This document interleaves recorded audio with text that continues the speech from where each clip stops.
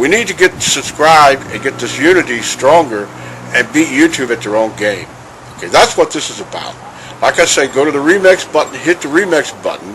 That way you'll have this video and keep up with this. Otherwise, YouTube's just going to control us, guys, and it's really bad. Okay guys, I'm going to attempt to do this in one hit, so excuse any slight hiccups or whatever. Right, we're on nuclear news. Now I've been posting on here. I've had a little break from YouTube, as you can tell, and there's some information that's come up. I was just going to run through it quickly, just a couple of main parts. The first part is to do with the European petition to challenge the ICRP, which is the radiation dose sort of estimate group, who say that it's okay for children to have 100 millisieverts per year in Japan. So anyway, Christopher Busby's fronting this, and he's basically got the first tranche of petitions through. People have sent in the petitions to Brussels that is in his ICNJ website. So I've been posting the videos and giving updates on what's been happening. The latest one you're looking at the moment, his latest video explaining what's happening with it. And of course I've reposted this, and I also reposted the petition as well, if I can show you that. The petition is, as you scroll down, so that first video is his latest video. It's talking 2013, this year, and last year was when we were doing this petition and getting that out. There's some description there of people who are behind this petition, like the Alternative Health Organization, and there's just a comment there and a little extract from their website. There's the link to their website, so you can find out who those guys are. They're European scientists and professionals that think that the World Health Organization, the formal one, is not doing its job and is unable to do its job because the IAEA and the people behind them are actually stopping any meaningful research or inquiry into radiological issues. Okay, so we've got some names there of people who are involved. I think you can see those. Yes, you should be able to. I'm going to leave a link for all this anyway. I also put Professor Yablokov's video just there for some explanation. Some other bits and bobs there I've put just to boost the issue that this does need challenging. We need to have a conversation about this in court. And obviously that's what all these professionals do, headed by Professor Busby. Right, we'll get to this video here, and this has been posted up a few times on Nuclear News, and it's been posted up all over the web. The video itself, people who are trying to post this up, like myself and Miss Milky One and Miss Milky the Clan One and various other people, were having great problems uploading this video when it first came out, and when you go out you'll find that some of us have got 2 or 3 copies of this video because the first video nobody could get to it, but anyway we got it out there, and 500 people basically sent in these petitions, so that was a good effort, not a bad effort, considering there was a difficulty, shall we say, in marketing this video and the message that it was bringing. So we've got an address there. That's where you send your, if you're European, you've got a European passport, you need to do this. All right. But anyway, that's what I was saying.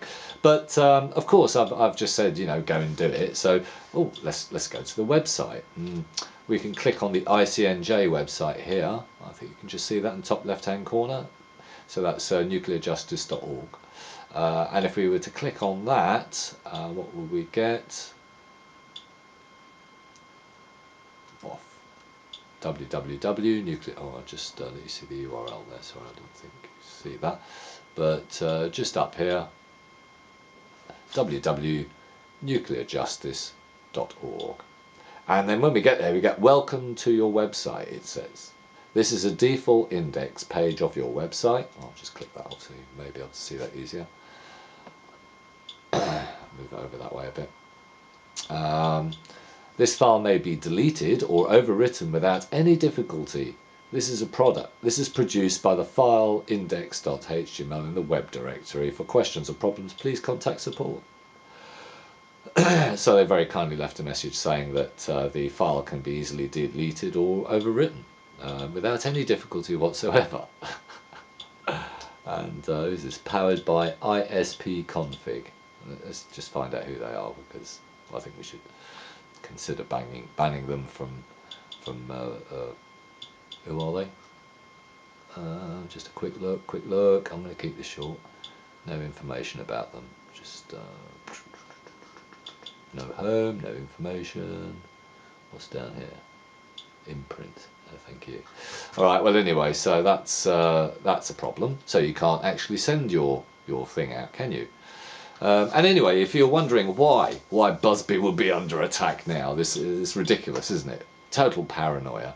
Well, I'm just going to bring you to a couple of other little situations that have occurred. So if I just adjust this, there we go. I'm going to go through this fairly quickly. Right, to start off with, there was some stories about the Sellafield being evacuated and gas masks having to be worn, and then the BBC covered it and said, oh, it was the snow. And this whole story here, I'm going to leave a link to it, and you just got to read it. It's quite involved, but bottom line is they were lying. They were lying. Eurodept did a switch off while I was trying to get the information. Managed to get the information anyway because of the little tricks that I've been using on these other YouTube videos, the little back doors that they leave open for us. And so I was looking at things, and you know, as I was looking around the United Kingdom, we were getting some little bits, and then there was a switch off about 12 o'clock on March the 22nd, and in Ireland there wasn't the switch off, but we can see some strange things going on.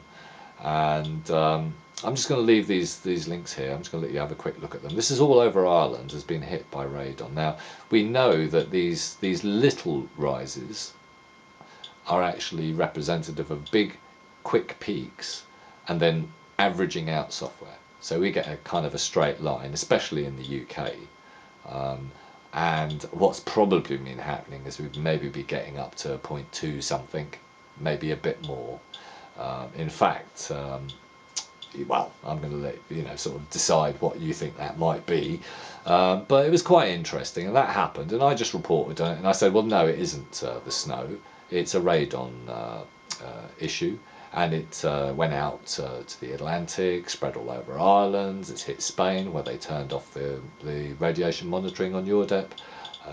Yeah, total nightmare. Loads of links there. I've left some other links there that show Portugal being switched off, and yeah, you just got to have a look at it. Malin Cork got hit very heavily because that got hit from as the contamination went out to sea, it came back and then it hit the south coast of Ireland, and then went across Ireland, and I think that's what might have happened. I also think there was some coastal stuff that was triggering off the coastal stuff as well.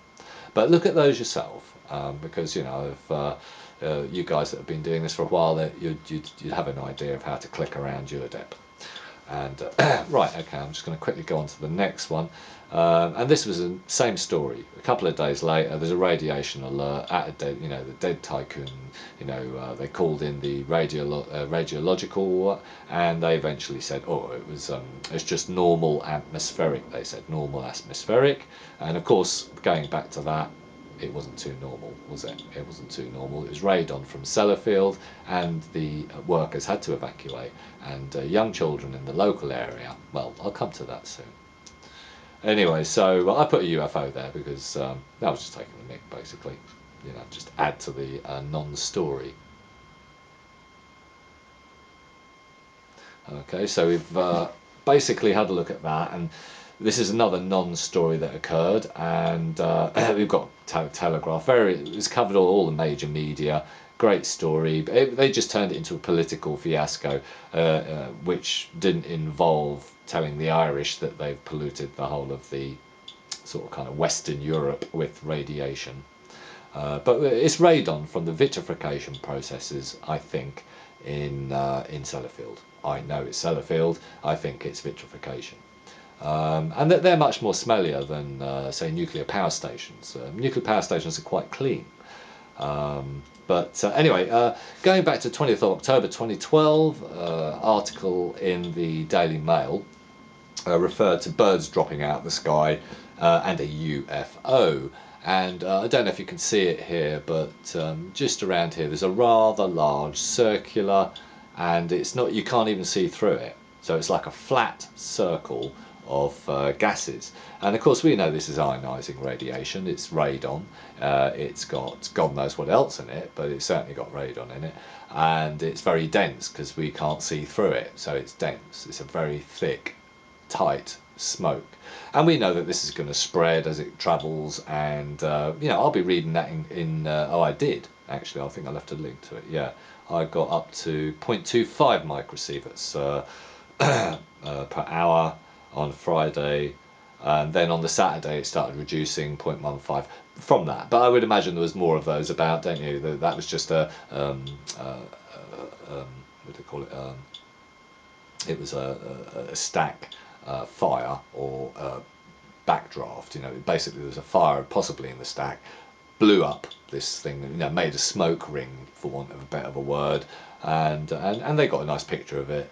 But maybe they thought it was a UFO, but well, yeah, it's yeah, that's what censorship does, by the way. You know, it's a UFO, major national daily. It's not you know, it's not cancerous radiation or anything. Don't worry about it. But anyway, I've talked about what radon does to our environment when it's man-made like this, and that it turns to lead, and that it poisons our birds, as in last year's report about bird deaths and the high levels of lead, and where is it coming from? Well, it's coming from, well, there's a picture of it. You've got a picture of where the lead's coming from. That is lead. Well, it will be. It's amazing, isn't it? It's like magic. It turns into a gas, and then it turns into a particulate, and eventually it becomes, actually, do you know what? Eventually, the lead that's in the birds will eventually become polonium. There you are, polonium-210. Polonium-210 is exactly what the lead-210 that's in the birds will become. And that'll be in all our environment. So, you know, that's food for thought. No terrible health effect. So, right, so I did all that, and then I'll just go on to this one. So there we are, we're talking about huge releases from places like The Hague and Sellafield, and they're just massive, and they're covering it up, and because they're covering it up, well, we'll go on to that, but at the moment, you know, we're getting reports from nuclear sites that there's birth defects, stillbirths, spontaneous abortions, all that type of stuff. And that was from India, so I'm going to leave a link to that, and you can read that and then think, well, if they're talking about nuclear power stations that are relatively clean, what about nuclear fuel processing and waste disposal sites that are producing huge amounts, you know, that they don't want to even measure? They'll turn the monitors off while these releases are going on, turn them back on afterwards, and then claim they've only had so many million becquerels release a year when they've had a lot more than that. So anyway, but this is one article there from India claiming that, and of course a lot of you are saying, well, that's a load of rubbish. India, we don't believe. Well, they're no good at that, and they, you know, but they're good enough to run nuclear power plants and have bombs. Study shows radiation can be bad for a woman's heart. I just thought I'd pop that one in there just to, you know, and you can have a look at that yourself. We've got, where we got, yeah, it's just a good article there, and you can have a look at that. And then I think there is this, which I just thought I'd pop in just for the crack. Most Americans are willing to use nuclear weapons, new report. I'll just leave that down the bottom there. It's just food for thought. You know, when we're considering that if they're prepared to use nuclear weapons, then they're not really worried about a bit of radon. You know what I'm saying? So that's that one. Poof. Right, okay. And then the very last one should be. I can never find it. Ah, good grief. Right. Ah, there we are. Irish bid to close Sellafield. So basically, a couple of days after the, well, actually, to be honest, the Sellafield release has been going on for weeks, at least a week or so that I'm aware of. All right, I haven't been looking too closely at it. I just picked up on it when this report came out. So this particular article, which I'm going to leave for you, you can read it yourself. You can go to the links. You can check out the documentation that's with it, and you know, at the bottom here we've got some other links as well. And in fact, there's a link here on Any News, which I've put a load of links and other people haven't.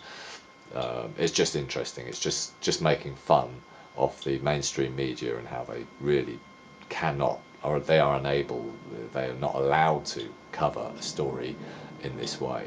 But one of them did, and so therefore we've got the Irish bid to close Sellafield 2 days after the report of bad weather at Sellafield, shall we say. But we know what that was. And you know, obviously the Irish, they're looking at how much cesium it's putting out. So there's a map there showing you how the cesium is deposited around into the report. I pulled up an extract, but it's giving you you know, so I think this is tritium depositions in the Irish Sea. Anybody want some Dublin prawns? Crack on. They were nice. I've just noticed that that isn't live, but you can cut and paste it and move on. But that's the actual, you know, we've got the links there to the actual Irish reports done by scientists. You can have a look at that. So, yeah, that's for you to read. There's some good articles there, and you know, at the end of the day, this was covered by the Daily Mail. Not very wide coverage otherwise, so well done Daily Mail, because it's quite important. See, what's happened is, I'll just finish off with this thought for you. Chris Busby, who got hacked, brought up the fact that Ireland has an agreement with England, and England has to tell them how much release they are doing, and if they break the terms of that agreement, then the Irish can say, well, we don't agree with Sellafield, you have to close it down. And they go to the European law, and then Sellafield has to close down. And that is some of the worst news for the British nuclear crowd that we've ever come across. Major layoffs in the nuclear industry coming up, lots of bad news. I just hope they keep some good lads for decommissioning, you know. But 70% of the workers are going to be, you know, the sort of more highly trained, highly educated workers will be leaving, and we're going to have a lot of untrained young people who started engineering at the age of some silly age like 22, 25, and they're the people that are going to be dealing with these elderly reactors, which don't seem to retire as quick as the workers that work in them. Anyway, God bless all. Links below, and I'll talk to you soon.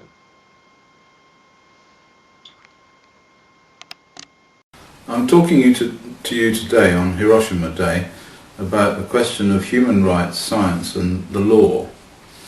And in this I'm representing a new committee called the International Committee on Nuclear Justice, which was launched in Vilnius in December 2011 and later was added to by people from Geneva in May 2012. The purpose of this committee is to carry out and research legal avenues of preventing the continuing contamination of the environment by the nuclear industry and by weapons usage.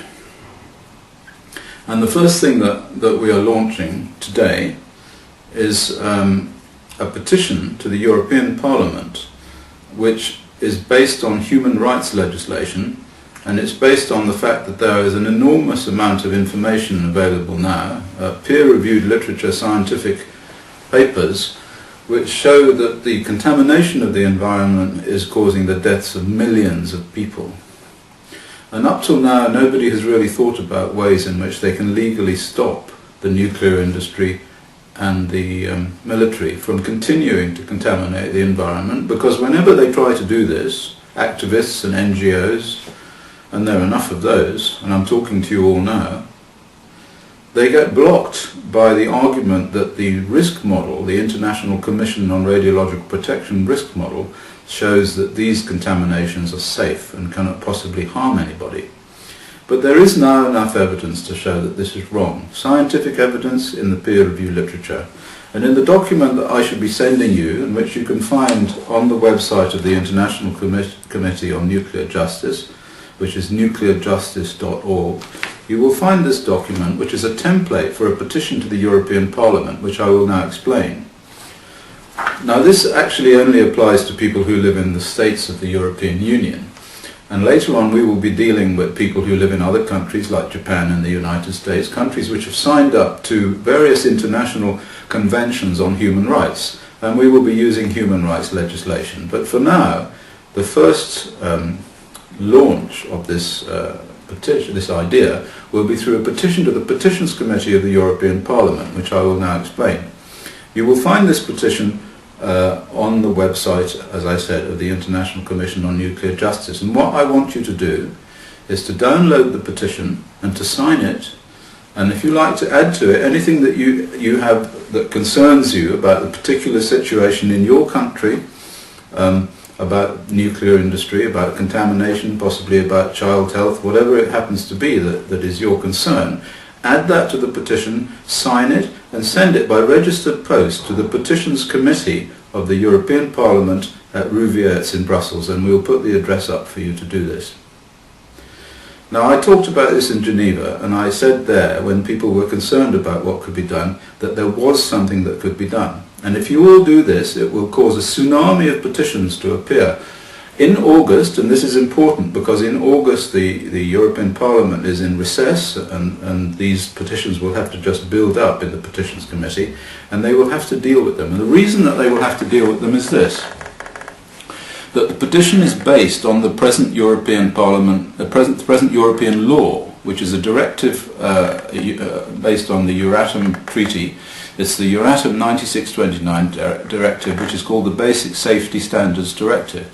Inside this directive is a clause, and I'll show you the clause here. It's written down under Chapter 5, Justification and Regulatory Control of Practices, and we're talking about practices involving the release of radioactivity to the environment. Article 20 says, existing types of practices shall be reviewed as to their justification whenever new and important evidence about their efficacy or potential consequences is acquired.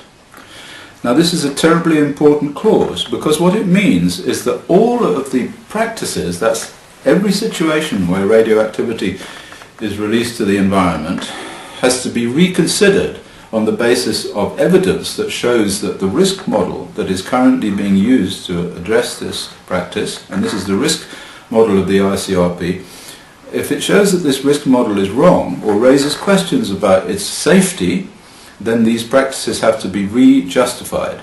And this petition will force that to come about, because it is law. So it's not just a question of complaining to your MP, it's not just a question of writing something saying, oh, I don't like this, on some vast tsunami of postcards that go to somebody who just puts them in the bin. This is a legal process which has to be dealt with, and they will have to deal with it, but only if you send the petition along.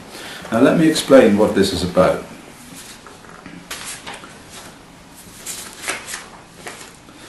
Under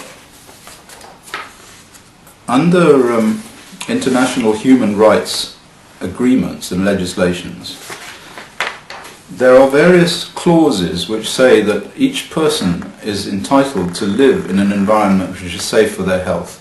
This has been universally signed up to by every single country in the world, and certainly by the European Union.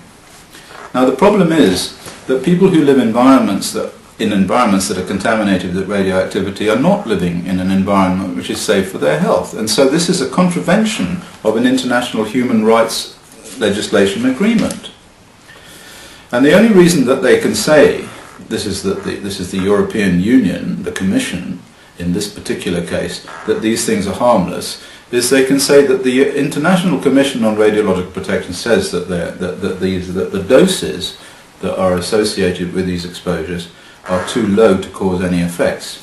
But in this petition, at the end of it, we have gathered together 55 peer-reviewed references, each of which, on its own, shows that the ICRP risk model is false. And not false by a very small amount, but false by a very, very large amount, so that thousands of people are dying, no, millions of people are dying as a result of these exposures. People living along the shores of the Baltic Sea, people who are living along the shores of the Irish Sea, children who are living near nuclear installations. There's a long, long list. People in Iraq that have been exposed to radioactivity from uranium.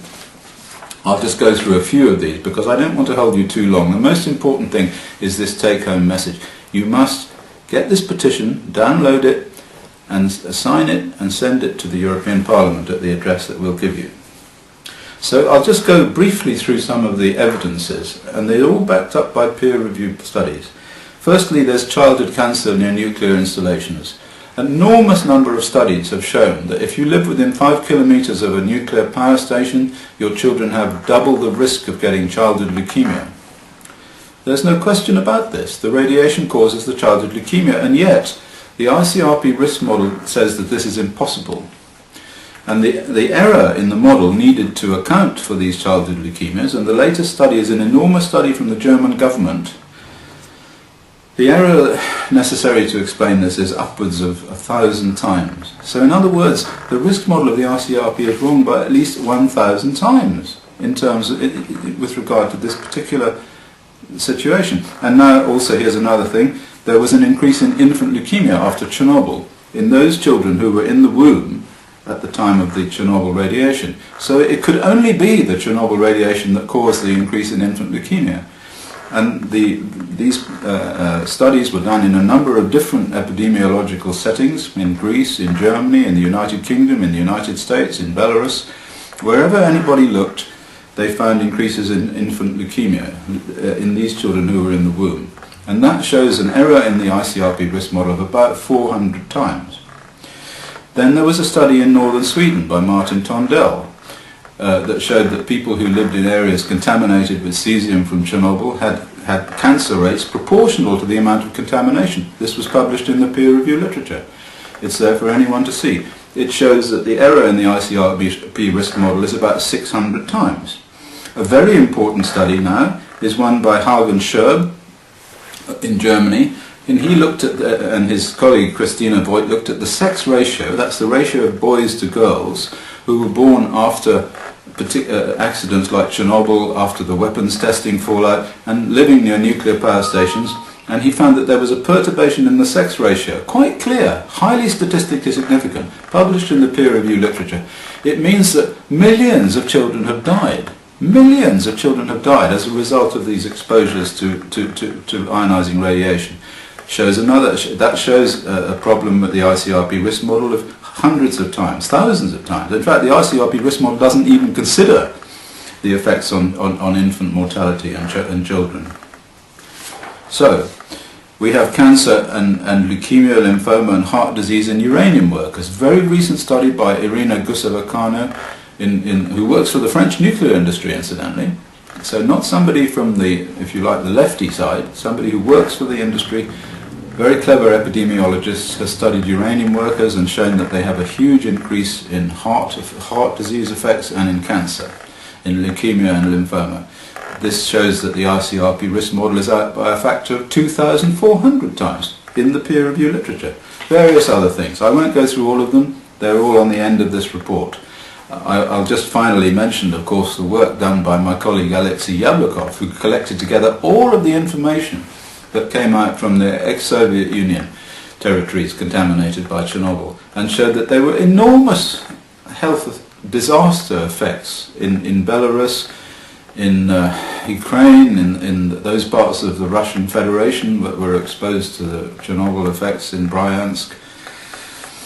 There is just so much evidence. We have an embarrassment of riches, but the problem is that nobody will look at it.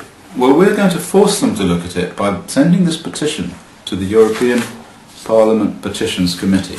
with all of its 55 references, and you are going to help us to do this by contacting us at info@nuclearjustice.org, or else just going to the website and downloading the information. And I hope that you will contact us and tell us that you're doing it, so we'll have a sort of a list of the number of people who have helped us in this way.